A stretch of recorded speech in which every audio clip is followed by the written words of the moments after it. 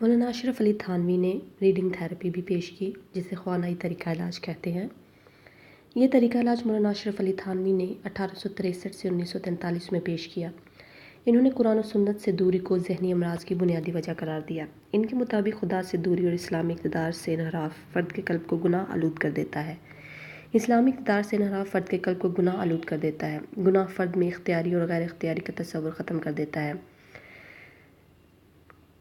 جس سے گمراہ کن سوچ پیدا ہوتی ہے۔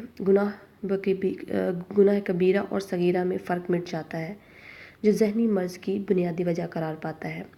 حقوق اللہ اور حقوق العباد سے دوری کی وجہ سے انسان میں کمپلیکسز، اینگزائٹی، کانفلکٹ، ڈپریشن اور اگریشن جیسے امراض پیدا ہوتے ہیں۔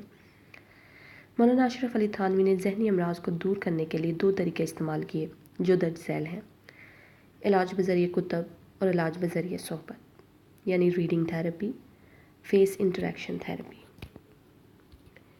علاج بذریعہ کتب یعنی ریڈنگ تھیراپی۔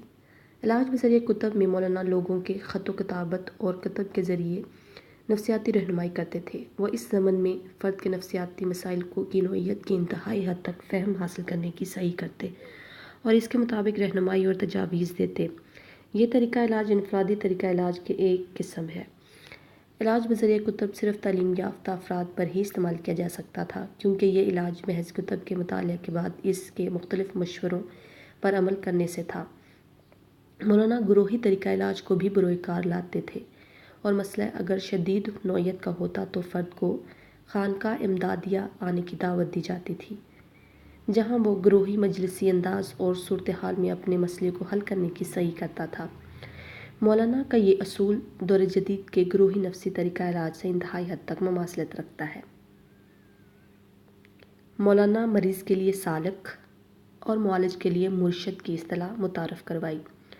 مولانا اپنے طریقہ علاج میں سالک کی قوت ارادی کو مرکزی حیثیت دیتے تھے۔ علاج بذریعہ کتب کو 3 درجوں میں کیا جاتا تھا۔ علاج کے لیے ذہنی مریض سے اس کی تعلیم اور عقلی سطح کے بارے میں معلومات حاصل کی جاتی تھیں۔ تعلیم کا درجہ بنیادی، ثانوی اور اعلیٰ تھا۔ اسی طرح ذہانت کے درجات بھی تھے۔ پہلا درجہ تو ایسی کتب پر مشتمل تھا جو بے حد سادہ تھیں اور آسان زبان میں لکھی گئی تھیں، اور کم پڑھا لکھا شخص بھی اس کو سمجھ سکتا تھا۔ دوسرے درجے کے کتب اور موضوعات پہلے درجے سے تھوڑے مشکل تھے، جسے معقول حد تک تعلیم یافتہ شخص سمجھ سکتا تھا۔ اس کو اس کی ذہنی بیماری کی علامات کی بنا پر کتب پڑھنے کے لیے کہا جاتا تھا۔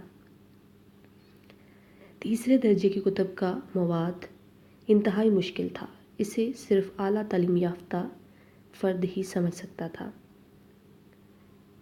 سلوک۔ اپنے طریقہ علاج کو مولانا نے سلوک کا نام دیا۔